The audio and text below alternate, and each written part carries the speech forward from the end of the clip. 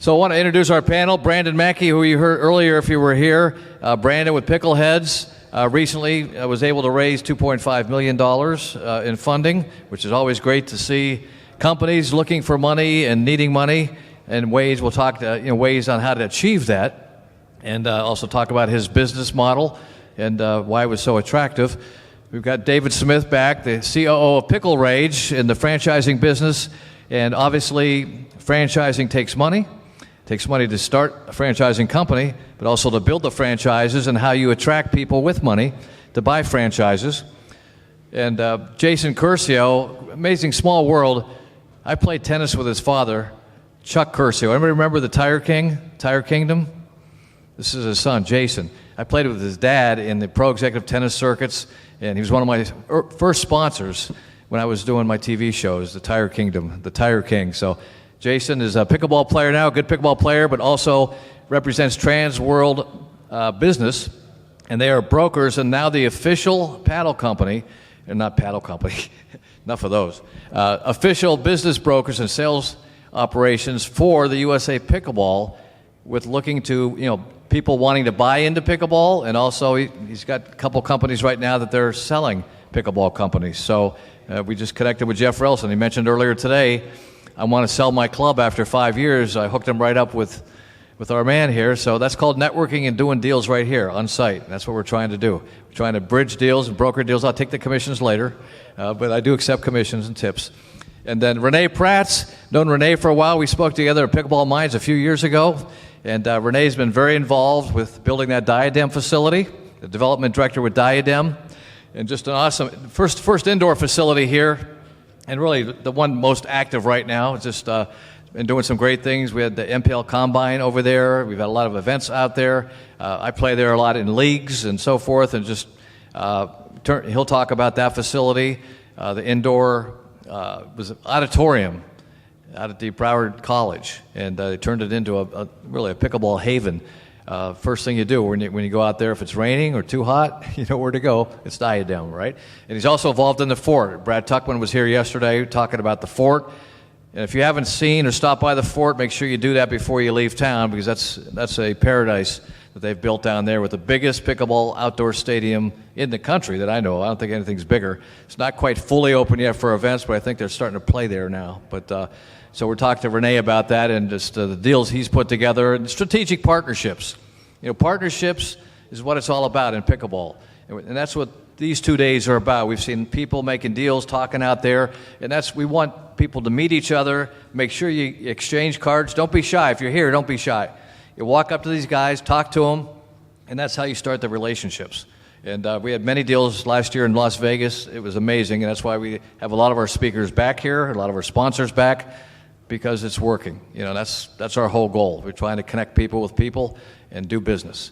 So let's talk about the businesses right now. Brandon, why don't you start right here? Pickleheads, I know you're busy down there running some tournaments. Tomorrow's a big corporate challenge. You've done a great job, because this is the first year we've incorporated so many events and tournaments where that activity just keeps everything buzzing down there. So it gives the exhibitors more people watching the tournaments, and then they go shop. Then they walk around and they get a massage and they pick up products, or they get the recovery zone and they're getting hydrated.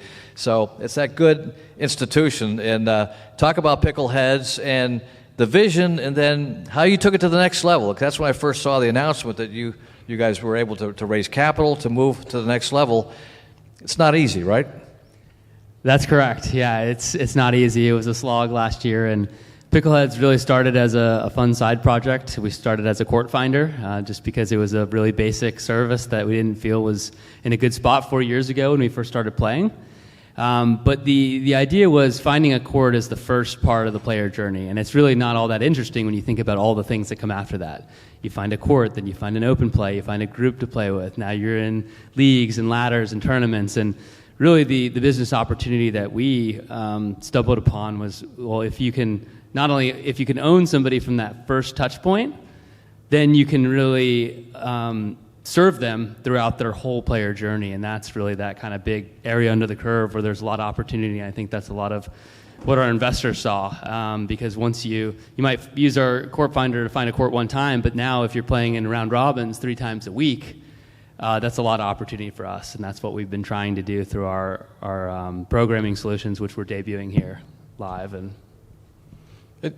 you're working with other clubs, and that's the thing. Your strategic partnerships is one of your visions, because obviously now you have to prove you can make money. So I know there's a lot of people giving away free software, free items, free so forth, but obviously there's got to be a business plan and a revenue return on the ROI. So where's that? Yeah, so the model that we have it's a hybrid transactional and subscription model. So the idea is if somebody uses our tools to collect payments, there's a small fee that we charge on the player side. And the reason we did that is because pickleball, unlike other sports, there's such a huge imbalance between players and organizers. One organizer might organize for 400, 500 players. So if you're only charging the organizer, let's say $20 a month, there's not enough there to make an exciting business. But if all those players are paying $1 every time they sign up, and they're playing 3, 4, 5, pickleball psychos play 7 times a week, that's where the numbers started to get pretty exciting. And so we have that model, but that's not going to be for everybody. Some people don't collect payments; they collect payments somewhere else. So for there, we have a subscription model that we're rolling out, and investors love recurring revenue. It's a lot more exciting than the early media revenue that we had, and that's really what we pitched when we went out to market last year. Awesome. David Smith, who was up earlier talking about the franchising business, and obviously the return on investment in buying franchise and selling franchises. But first, how Pickle Rage got started. You have to have an initial capital and so forth. Talk about the journey so far with Pickle Rage, and then when a franchisee, how do you qualify them? How much money do they need to start a franchise, and not only just start the franchise, to buy the franchise, but then to operate it, and there are a lot of financials involved in that. Yeah, well, the first part of that, when we first started Pickle Rage, we knew we wanted to build out some of our own clubs, validate the model, perfect the model before we ever launched our first franchise. And to do that, we used a just straight deal room crowdfunding approach. And we found that there are so many people out there that want to be involved in the pickleball business, but maybe don't want to take the leap to build out a $2 million facility and take that chance. Either they're not set up for it or they're not liquid enough. So we arranged a way for people to become accredited investors in pickleball, and we can basically launch a deal room for a new corporate club and raise the roughly $2 million in less than 2 weeks, because there's so many people that are excited about getting in the business and want a piece of it, just not all of it. So our corporate stores are all funded that way. We're proud to have a great group of investors that were part of that journey, and we're going to continue to grow that way with our own clubs.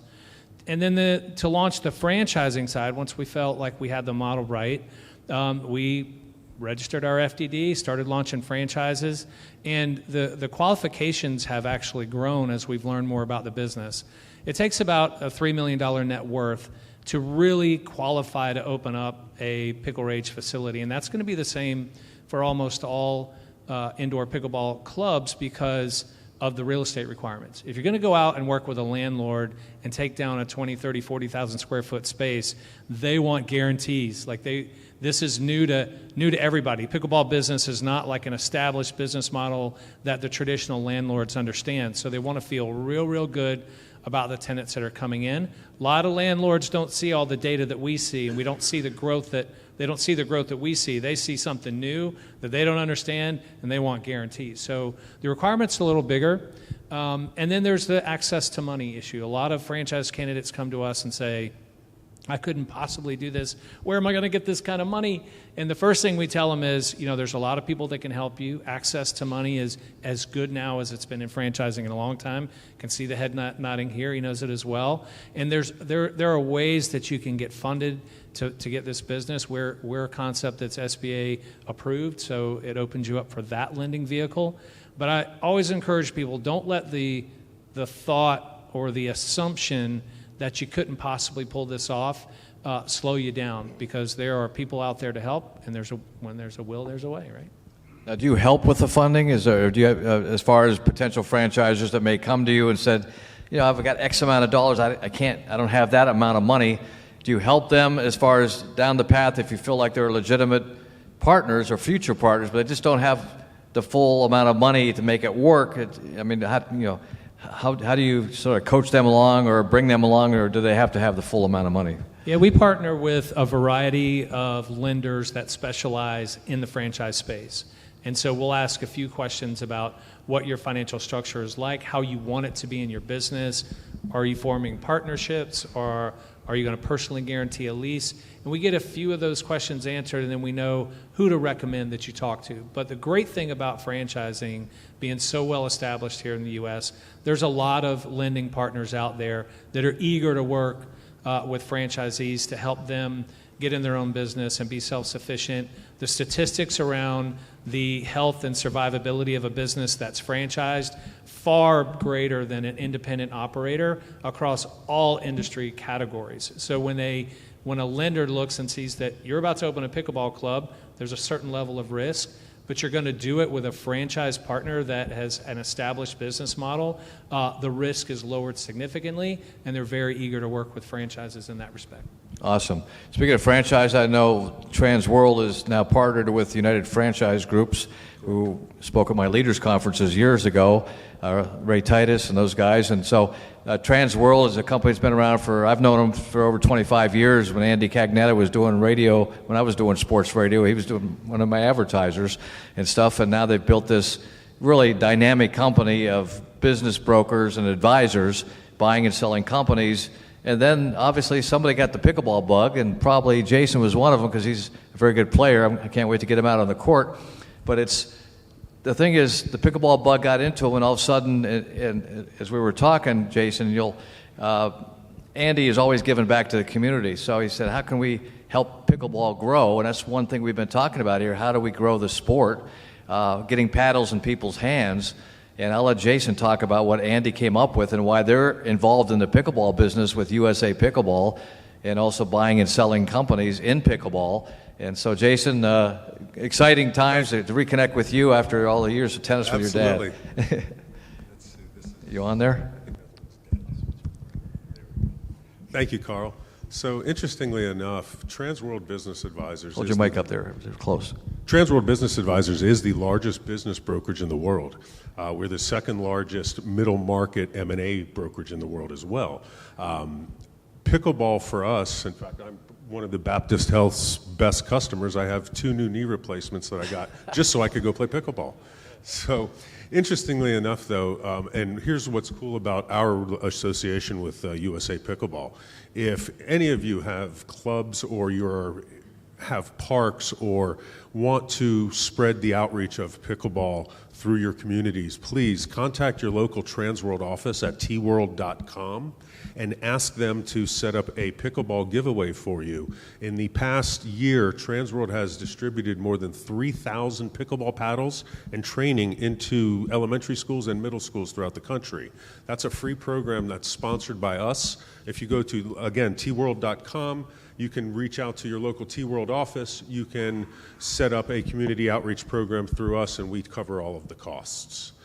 Interestingly enough, though, in the pickleball space, and Carl did mention, I do have a couple pickleball paddle manufacturers for sale, and I wanted to segue on this and to really move into I guess the question becomes, can local or regional pickleball companies stay in business? And is there a future for them? And I really think there is. And I think the segmentation of the market now will be consolidated when you have different avenues of distribution for your products. And we're working with a pickleball company, a paddle company now that has distribution through Target and Target.com, and will be in Target stores in the fall. And so I think the market has legs. I think the consolidation of the business is going to continue. Somebody asked me earlier, what do I think multiples on pickleball companies run for right now? And the real true answer is, outside of the consolidation of, say, the PPA Tour and the MLP Tour, and or the Escalade Sports purchase of pickleballcentral.com, we don't really know what the multiples are right now. And so it's exciting because we can make our market, and we can really make the market in the multiple section as well as we go to sell pickleball businesses. Yeah, you mentioned Carvana. There's a lot of strategic partnerships and buying and selling right now. 35 Capital just recently bought Paddle Tech. and also ProXR. Doug Motch was talking about that. They bought Yobo. They bought majority interest in Move Apparel and Chicago Slice. So they're an investment capital firm in Chicago, which I'm not sure you're familiar with those guys. I am, and I think the coolest thing here is what David said. You know, the SBA is now loaning money on pickleball businesses, which is the coolest thing ever.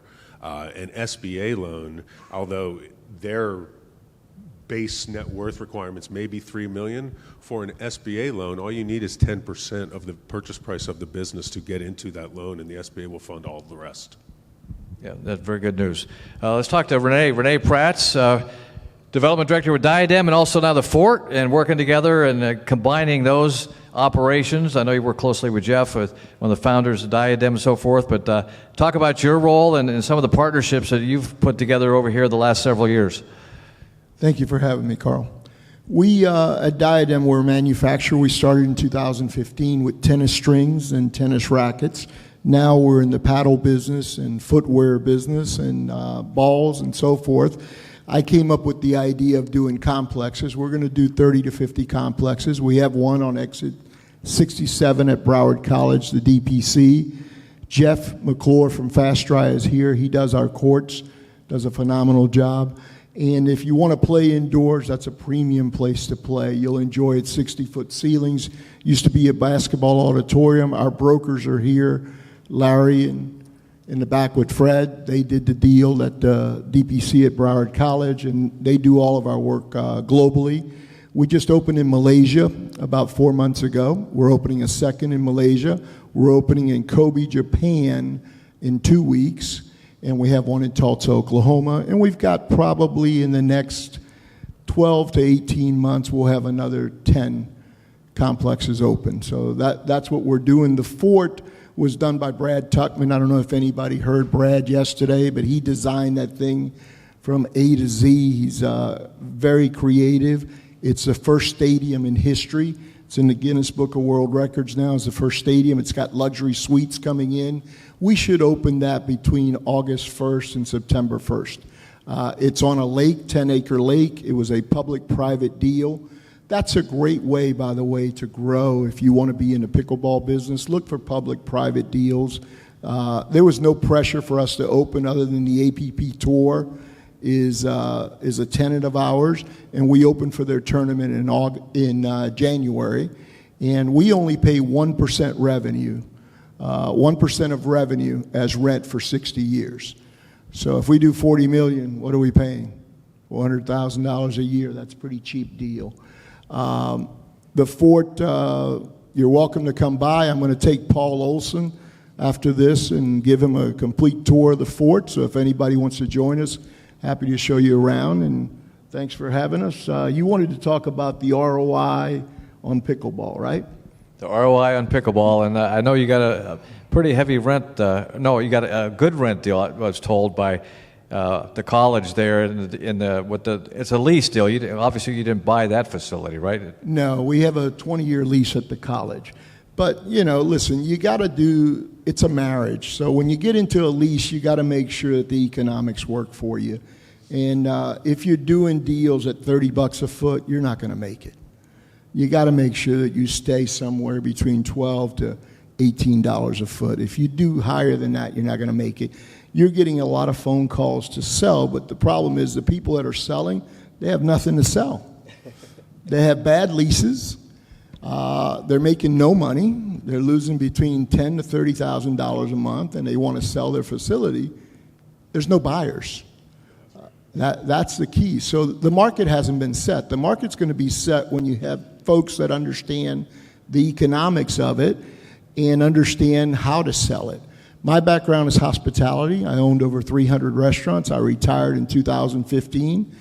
Jeff Roshman with Diadem and I were partners for 25 years. And I did some research on complexes. I put him and Cigarette Racing together. And Cigarette Racing decided they didn't want to build the complexes. Jeff was going to be their investor. And he asked me, can I run with the research? There's a lot of money to be made in pickleball if you understand business. The problem is that people are going out there, and when a broker calls, there have been 10 people that have already called a landlord that have a dream and an idea, but they don't have the capital. to do it. So it's important that you're funded correctly. It's important you understand the fundamentals and understand how to do a lease, because we don't sign personal guarantees, we don't sign corporate guarantees, and never did it in 35 years. We also own over 300 properties, so we sit on the other side as a landlord too. So it's understanding the real estate aspect of it. But there's a lot of money to be made in pickleball if you do it right. My friend Will Richards is in the back.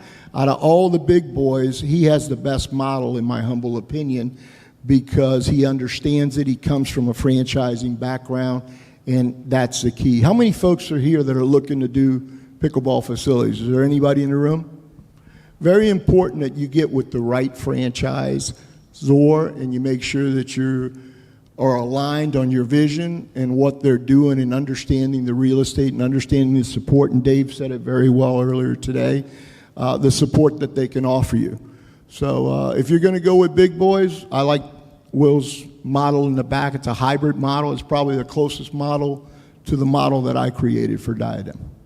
Now, Rene, you mentioned all the other facilities, which I didn't know all that other expansion plans, but you're not franchising. You're building these corporately or within your own realm. Are you looking for partners? Are you franchising? Or how? You're talking about international, because that's been a big talk over the last 2 days, is international growth. And so these pickleball complexes in these other countries, what kind of research have you done on these other countries? And is it more advantageous internationally right now versus the U.S. in your growth? No, it's more advantageous to do it here in our home country. But quite frankly, we have distributors all over the world because we sell product. So the distributor in Malaysia decided, yes, I want to build a complex. He's building 2. Distributor in Japan's probably going to build 5 to 6. So as we have distributors around the world, that's a great way to grow. Malaysia's a very hot market. Japan's a very hot market. We think Asia's going to be extremely hot. We have an advantage because as a manufacturer, we're selling product. So we know we're the hotbeds. I'll give you an example. Dallas, Texas. Texas in general, very hot market. I went to Dallas a year and a half ago and said I won't touch it with a 10-foot pole. You know why? There were 44 facilities being built in Dallas. People, oh, there's only 5. Yeah, but there's 39 in permitting. So we didn't want any part of that market. We're going to build some in Florida, and we'll build some in other parts of the country, Pittsburgh, and so forth. Great. Let's talk about the expansion plans, for your companies and the growth. We see pickleball, we still call it Wild West, and earlier it was called the Wild, Wild, Wild West, because even a year ago we did our Vegas conference. What's changed, and a lot of solutions haven't been made yet because we're still looking for the governance. We're talking about a lot about the growth to the Olympics possibly, but the governance, there's no standards. The standards, with paddles, we've been talking about the standards and the compliance issues with one set. They got the UPA and you got the USA Pickleball. They both have different guidelines. So to have one governing body is going to affect the business growth, I think, in a lot of areas, because people are just, paddles are, you come out with a paddle and all of a sudden they change the rule and those paddles aren't good anymore. And we talked to some of the paddle companies and the investment they have to make on the paddle business, Diadem with the paddles. Obviously, you guys have done a great job with paddles. And if you go to your complex, you got that built in because your pro shop you've got all your own products in there, right? So, that's, if you're a product manufacturer, it makes great sense to have that facility. So, let's talk about the expansion plans. We'll start with you, Brandon, as far as internationally, your expansion plans, or in the U.S., and, what are you looking forward to? Yeah, absolutely. So there's no question that international growth it's not only coming, it's here. And we opened up our site last year to allow anyone internationally to submit court information. And it's been amazing to just see it grow without us doing anything. Last I looked, we have court information submitted in over 112 countries. And what we're in discussions right now with, we have the partnership with USA Pickleball. We're talking to Pickleball Canada, Pickleball Australia about taking the model that we've proven here in the U.S., which is really just a way to drive engagement from recreational players. Well, that's the exact same model that's going to drive growth for a governing body, right? They have to show that there's some benefit to being a member. And, for a long time, USA Pickleball, it was, being able to play in sanctioned tournaments. That's evolved. Rec players are, there's a big subset of that don't play in those sanctioned tournaments, but they want to have some kind of weekly engaging play. And we're really trying to make our software platform available to do that all over the world, where you can accept payments in 160 currencies through our payment tool that we have. We have people using it in Chile, South America, in Asia, all over the world. So it's something that we are going to continue to focus on, and I think it could dwarf the U.S. If we look over the next 5 to 10 years. What about with the clubs, working with the franchise groups? I know I think you work with some of the groups now, some of the indoor facilities, and getting programming, because programming is always a big issue. We talked about it on the panel with franchising and so forth, and that Diadem, and always looking at ways to bring more players in. So how does your software help the facility side of it, with your tournament software and so forth? But, we've got a full house down here running tournaments, which we haven't had before. So just the access of the players, you have the database, you have the players to help these clubs grow in those communities. Yeah, absolutely. I hear a lot of talk about the square footage of the club, or how many courts do you have, and I think the real long-term value will not just be in the real estate, but it'll be in the player community, and the clubs that can really capture not only a great space and great real estate, but also foster a player community, are the ones that are going to win.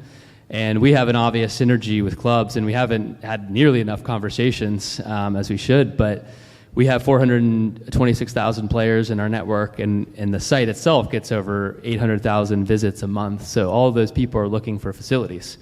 Maybe they're going to play at the public park or an HOA, but if a facility was front and center with an offer and a reason to come in, I think there's no reason to think it wouldn't be effective. So what we're trying to do with facilities in the back half of the year is not only bring a programming solution, but also a demand generation solution. So you think about, filling underutilized court space. I mean, that's so critical to turn, the P&L into the black, as to how do you, every place, if it's in a decent location, is probably going to have a lot of people playing 5 to 7 p.m. throughout the week. But the key is, can you get somebody to come in and do a mini tournament on Monday from 8 to 10? Can you have people coming in for round robins on Saturday evening? And that's what we've done some experiments, and it's been encouraging to see that if you have the right programming, the right message, and the player pool to tap into, you can bring players in. If players have a reason to come in, they'll go off peak hours, and so we really want to try and build that into an actual offering and work with facilities to grow their businesses and grow alongside them. That sounds great. David, let me ask you in regards to your growth. And we talked a lot about on the franchise panel with Will and yourself, and there's probably at least 4 other major franchise groups out there. And right now it's still a Wild West, and you're talking about radius, of how far before we're saturated. If you've got a Diadem over here and you've got a Dill Dinkers here, you're not going to put a Pickle Rage anywhere near that necessarily, right? I mean, you're looking at when is a saturation point, because I think Will's talking about 400. We're talking big numbers with all these franchise groups on franchises already sold, not even built yet. And looking at territories, I talked to Rami. Rami had 2 clubs in Houston, and somebody opened up right down the street. So that's going to be, when you're gauging new franchises and territories, how are you going to be looking at that down the road? I mean, I don't think it's an issue right now, but it's starting to be. Yeah, I think it is already starting to be in some markets, and as a franchisor, we've got to be really responsible in how we grow across the country. What's important to understand is, in most cases, it is still a market of abundance. There's so much more demand for places to play than there are quality places to play. We talked about this morning, and there's still a lot of room for growth. But when you're talking with franchising companies, I think it's important to understand that who you choose to partner with, you want to ask questions related to, how are you going to get me open? What is my trade area looking like from a competitive standpoint? How sustainable is this going to be for the long term? And how long till you can get me up and running? Because the dash for real estate is a total land grab out there. All of us are looking for similar spaces. Will and I have talked about it. I've talked about it with other people in our industry. When we find a great space that closed down big lots on a high traffic road, we're all looking at it. All of us are looking at it. And so it is competitive, but we got to understand that it is in a lot of ways a real estate play, and we don't all have the huge coffers that that others have to build these enormous facilities. So make sure you're going into a market that you can find real estate either to build on, to purchase, or to lease. I like to encourage new people into the business, try to be first to market. It matters. When you get a community built and the competition comes behind you, it's very hard to steal your players away if you've got their loyalty. So we at Pickle Rage are typically looking for communities that we can go and build and be first to market. And I think don't exclude, I totally agree with what I'm hearing over here about the Dallas market. It's the same reason why we're staying out of it. But we love some of those secondary markets throughout Texas, in Georgia. We're staying out of Atlanta. It's my hometown, and I hate to say that because I got to play at a competitor right now. But some of the markets on the outskirts and these smaller communities that are way underserved with great facilities, we're going there. So have an open mind about your trade area. You can operate a pickleball club without having to necessarily be in it each and every day. You can hire quality talent. I run our corporate clubs for our company along with Mary and Jessup over here, and neither one of us live in the markets where our clubs are because we hire world-class talent. You can do the same and be open to a market that isn't saturated yet, that has a community that's dying to play. And just be open to possibilities when you're looking for your next location. Great, David. Thank you very much. Jason, talk about, looking at buying and selling of companies. What are you looking for? You said you've got one paddle company you're working on right now, and obviously distribution. If you're in Target, and I think you said they're in Walmart, I mean, that's a pretty big key for distribution. Now, I don't know how good the paddle is. I don't know who the company is necessarily, or if you want to talk about it, or if it's private. But with all the paddle companies out there, they would die to get into these distribution points and outlets because they're only going to carry so many paddles and these large. And I think you're right, Carl, and I think the technology in the paddle market is very similar as well. I can go buy a 6-0 Ruby paddle for $229, and I can go downstairs and buy a knockoff for $100, and it's the same paddle. Right, so the differentiation in the market really is going to be the distribution points that the marketplace holds. The paddle manufacturer that I work with now is going to be in Target in the fall. They have Walmart distribution. They've got some really good branding and synergies with, I think they're working on a Disney brand right now and a Marvel Comics brand to bring out Marvel Comics paddles as well. So the differentiation of the companies really lies in the distribution points as well as the branding of the product, collaboration branding as well. What's the standard if you're going to sell? Say if I've got a company I want to sell, okay, and I come to you and say, okay, what are you looking for? How do you feel like you could sell my company in regards to that aspect? There's people out here, we just talked to Jeff who said it's been in 5 years, he's looking to sell his club now. And so what's the next steps if somebody's interested in selling their company? I'm looking for profitability. I'm looking for people, most importantly. Yeah. Most of these businesses are in their infancy now, as is pickleball. And the question really becomes, how do you scale any of these businesses? And the real answer is technology and people.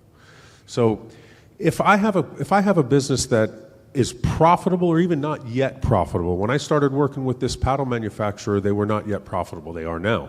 But their intrigue to me is their distribution points.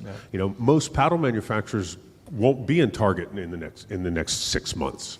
This company will. Most paddle manufacturers don't have a Walmart distribution or a Peanuts or a Marvel licensing deal. So I think that as the business evolves, those that can get creative and not only drive their profitability through other distribution points, but also licensing deals, the consolidation is going to take place very soon. You're going to see a company like our parent brand, which is United Franchise Group, go and buy a chicken or a pickle or a Pickle Rage concept because we've got 18,000 units in 80 countries. So we're one of the largest franchisors out there. We're just starting to look in the pickleball space now, and how do we consolidate the space and how do we grow the space ourselves as not only a franchisor, but as a broker. So it's exciting times ahead. We're right in the infancy of the business, but in terms of selling a business right now, it's profitability and or licensing or future distribution deals. Right. Yeah, good point. Yeah, the franchise group is very familiar with the work there, and just with the franchise groups now in pickleball, in that aspect would be another chain direction where you guys go with the United Franchise Group for sure. We have not entered the space, but we're looking to. Yeah. Okay. There you go. You guys listening up. All right, Rene. Let's talk about ROI Diadem. Diadem's been open how long now? I know. 2 years next month. 2 years. What's the schedule? Are you profitable yet, or what are you looking at? What's your game plan? We returned on investment in 8 months.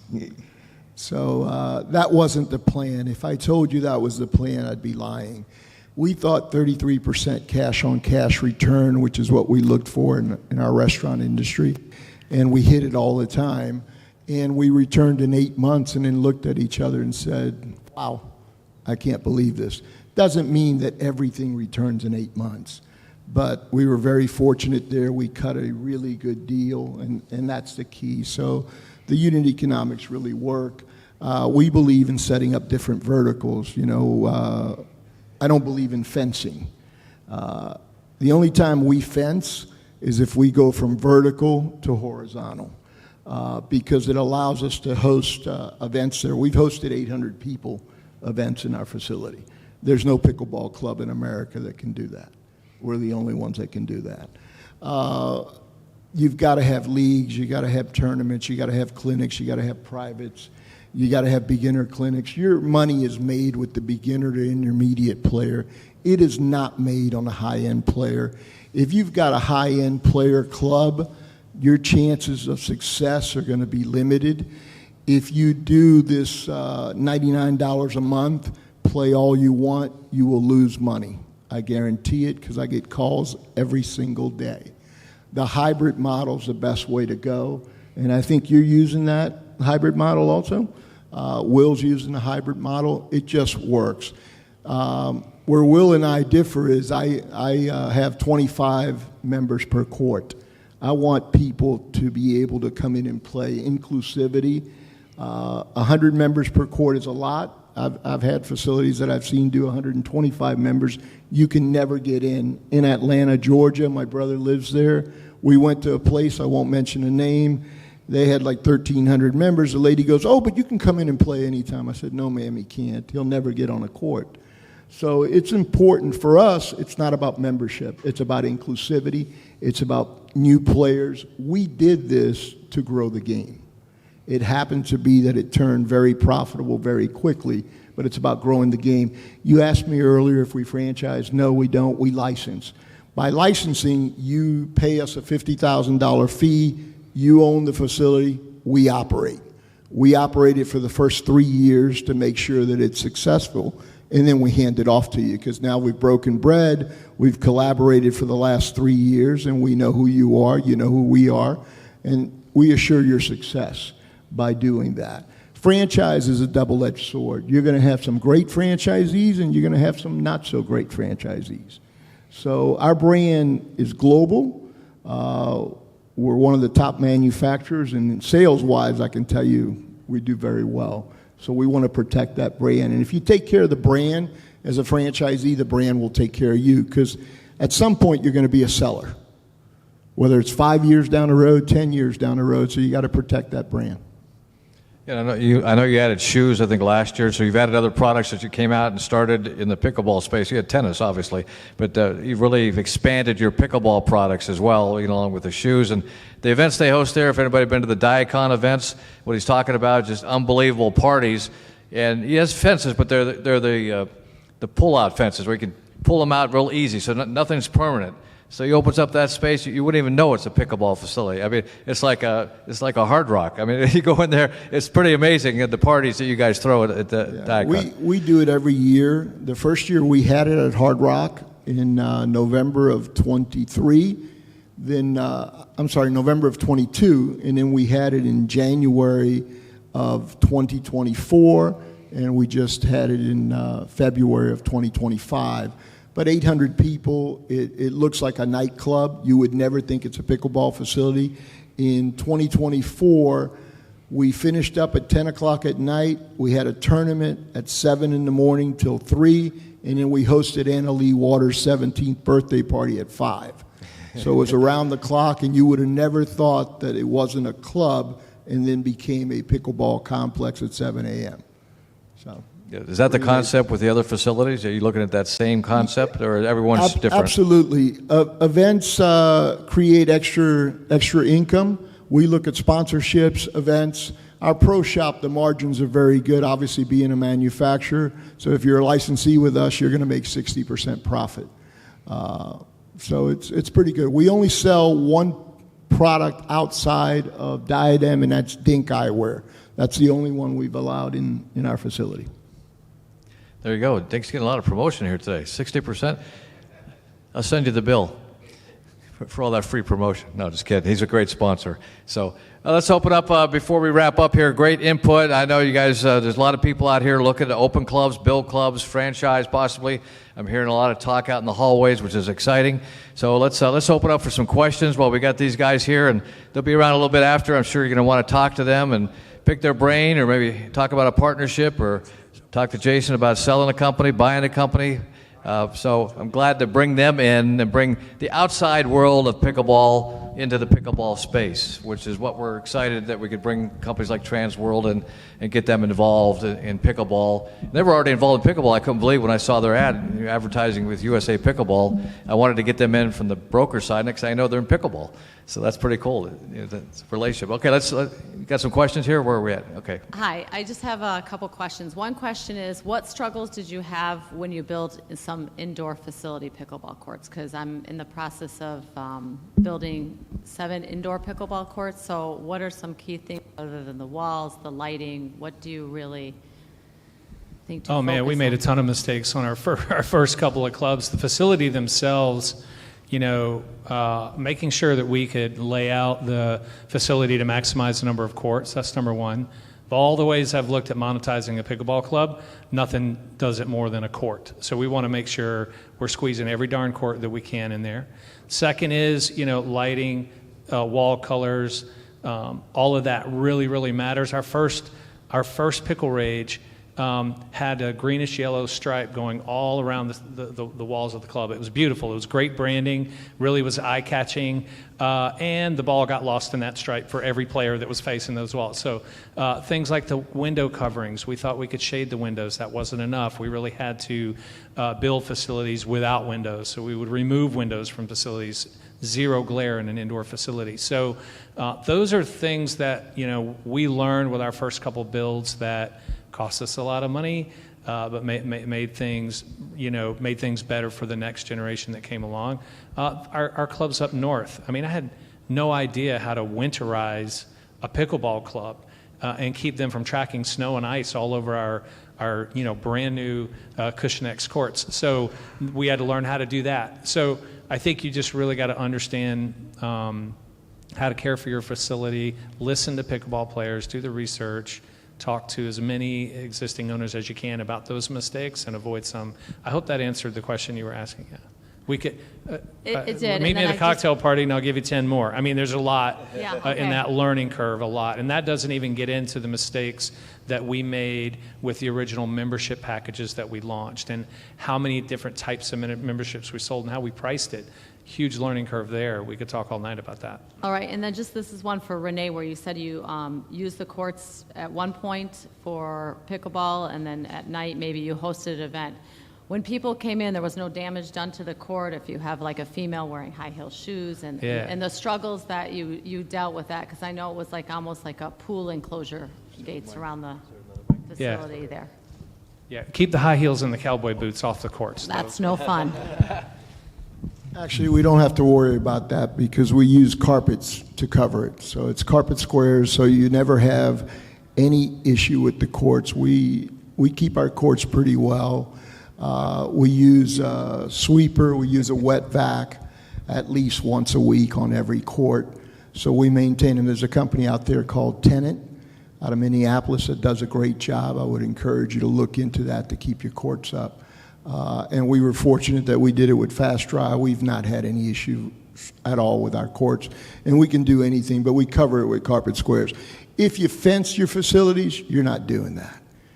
And I hate fencing. Fencing means exclusive. This is my court and only my court.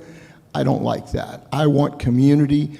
I want for the ball to come into my area and I can meet you and say, hey, how are you? Here you go.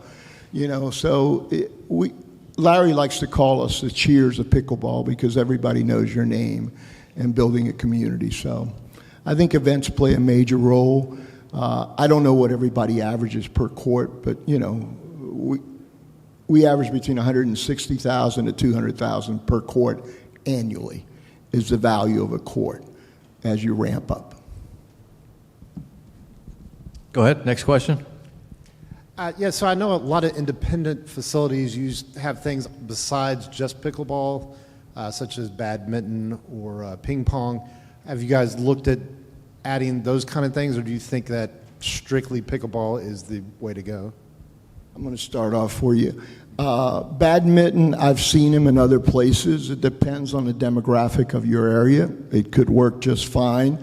We're looking into golf simulators. I have a friend who has golf simulators, and they're about 50% occupied. I'm going to do some for the first time. I only budgeted 20% occupancy. Ping pong tables don't make you any money. They're hardly used. You know, when people put arcade games, that's a waste of time and energy. People look at it as, well, it doesn't cost me anything. Yeah, but it's not going to get used either. So we're looking at recovery, stretch zone in our facilities and things of that nature. Yeah, I agree with all of that as well. The one logical migration that we're looking at is padel courts and building out exclusive clubs for padel as it grows in popularity. But as you look at this from an economic standpoint, you're looking at things that you can bring in your club that you can truly monetize. And could not agree with ping pong more, and badminton. You just can't monetize them at the level you can a pickleball club, a pickleball court right now. Things that enhance the play. For us, we're really dedicated at Pickle Rage to creating that remarkable, exceptional experience for a pickleball community. And so we look for things that will enhance the play on the courts, that can enhance the experience of pickleball, with the logical exception, again, being padel.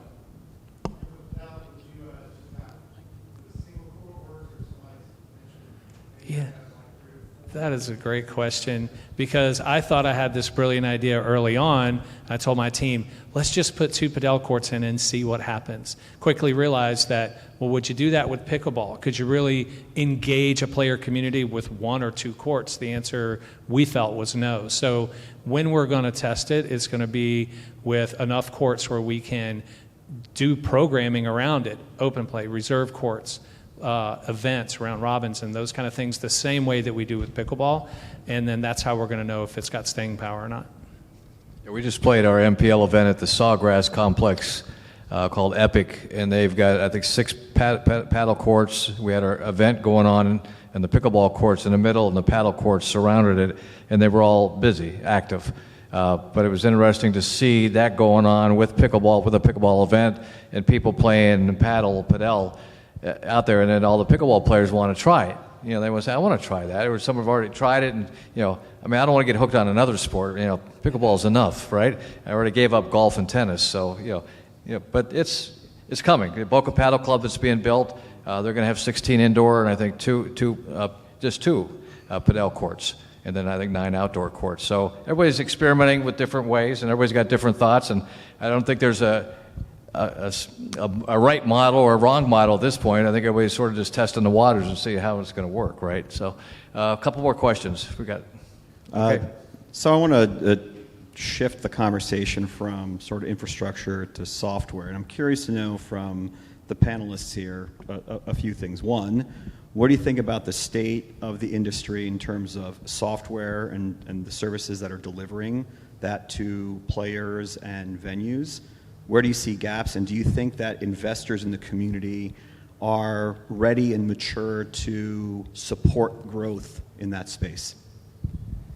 Yeah, I could take that. I think the state of software is radically behind where it should be. especially if you look at other industries. Pickleball, somewhat to a fault, has grown out of its own self-organization. You think about open play. Software doesn't really have a place in open play. And you think about the kind of inclusive nature and just sort of playing with anyone. So I think the effect of all of that is it's just really delayed the opportunity for software to move the needle and make a difference in the sport. And at the same time, we see a lot of fragmentation. You think about court reservation systems. The tough thing about pickleball is these private clubs we're here talking about with all the panel members, that's just one of maybe 100 different types. You've got, if you want to build a court reservation system for a golf course, well, now you got to do tee times. You want to do it at the public park, now you got to do the gazebo rental. And the result of that is you see a lot of fragmentation, and at the same time, you have the older demographic that doesn't necessarily adopt technology. So that you combine all of those things, and we think that the technology is woefully behind where it should be. We went out and raised money. We're working hard every day to try and change that, because it just doesn't make sense to me that technology can radically change every other industry out there, and somehow pickleball is just going to work on its own. And I think we've started to see that breakdown where open play doesn't work as well as it should. People don't seem to have a software solution that they really love, and we're trying to change all that. So I think that's going to be coming in this next wave as pickleball matures, and that's what our company and our investors are betting on.